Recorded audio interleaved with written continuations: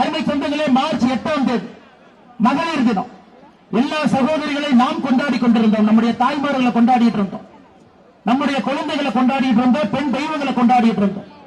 அதே நேரத்தில் கிருஷ்ணகிரியில மார்ச் 8ஆம் தேதி காலையில 4:30 மணிக்கு இதெல்லாம் நடந்து கொண்டிருந்த பொழுது மூன்றாம்பட்டி என்கின்ற ஊர்ல உலக மகளிர் தினத்தன்னைக்கு காலையில் ஒரு பெரியவர் வீட்டுக்கு வெளியே படுத்து தூங்கிட்டு இருக்கார். 72 வயது பெரியவர். ஒரு மர்ம நபர் வந்து ஒரு பெரிய கல்லை தூக்கி அந்த பெரியவருடைய தலையை தூக்கி போட்டு அந்த பெரியவர் அங்கேயே கொண்டுறார். அவருடைய மனைவியாருக்கு 65 வயது. 65 வயது. சத்தம் கேட்குதுன்னு வெளியே ஓடி வர்றாங்க. அந்த மர்ம நபர் அந்த 65 வயது மூதாட்டிய தாயார பாலியல் வன்கொடுமை செய்துவிட்டு அந்த பகுதியில் இருந்து தப்பி விடுறாங்க. எப்ப நடக்குதுங்க? உலக மகளிர் தினத்தன்னைக்கு நடக்குது.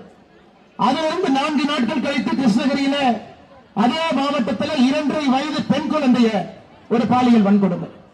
அதுல திராவிட முன்னேற்ற கழகத்தினுடைய ஒரு கிளை பொறுப்பில் இருக்கக்கூடிய ஒரு உறுப்பினரே முக்கிய குற்றவாளியாக கைது செய்யப்படுறார். தமிழ்நாடு முழுவதும் எல்லா இடத்திலையும் பாருங்க, கோயம்புத்தூர் மாவட்டத்தில் பாருங்க. இன்னைக்கு தமிழ்நாடு அரசு தன்னுடைய அதிகாரப்பூர்வமாக புள்ளி விவரத்தை சொல்றாங்க. இந்த 5 ஆண்டு காலத்தில் தமிழகத்தில் பெண்களுக்கு எதிரான ஆண்களுக்கு எதிரான மொத்த கொலைகள் 8008. 5 ஆண்டுகளில் 8008 பேர் இங்கே கொல்லப்பட்டிருக்கின்றார்கள் தமிழகத்தில். பெண்களுக்கு எதிரான ரேப் கேஸ் மட்டுமே, இங்க பாலியல் வன்கொடுமை பெண்களுக்கு எதிரான ரேப் கேஸ் மட்டுமே 2080 பாலியல் வன்கொடுமை வழக்குகள் தமிழகத்தில் 5 ஆண்டுகள். அப்ப ஒரு நாளைக்கு 1.5 வழக்கு, ஒரு நாளைக்கு 6 கொலை.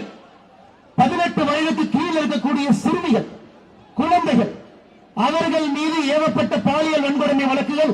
நான் சொல்றது ஒரே நிமிஷம் நல்லா கேளுங்க. 18 வயதுக்கு கீழே குழந்தை என்று சொல்லுவோம், பிஞ்சு குழந்தை. அந்த குழந்தைகளுக்கு எதிராக பாலியல் வன்கொடுமை தமிழகத்தில் 39,999. 40,000க்கு ஒரு வழக்கு குறைந்து 5 ஆண்டுகளை யோசிச்சு பாருங்க. எப்படி அவர்கள் இந்த தமிழகத்தில் நாங்கள் பெண்களை பாதுகாத்து போற்றுகின்றோம் எப்படி முதலமைச்சர் சொல்ல முடியுங்க? இதெல்லாம் அரசு, அரசனுடைய ஹோம் செக்ரட்டரி அவர் பத்திரிகையாளர் சந்திப்பில் கொடுத்த தரவுகள்.